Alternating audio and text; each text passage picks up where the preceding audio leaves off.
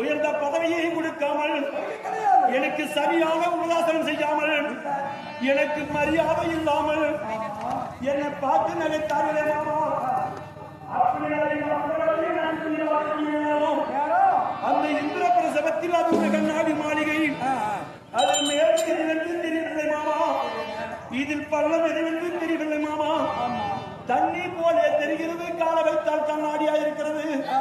நான் கண்ணாடி என்று கால வைத்தால் தண்ணியா என்று கருது கீழே விழுந்து பார்க்கக்கூடிய அந்த உயர்ந்த மாடியிலே இருந்து இதான மாமா பார்த்து சொன்ன அந்த கொட்ட